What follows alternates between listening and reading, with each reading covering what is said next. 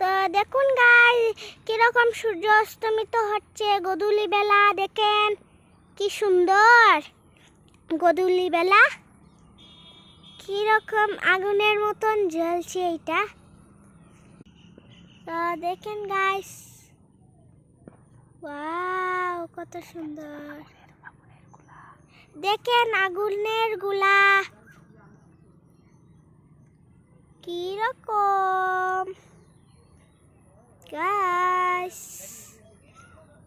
কি সুন্দর।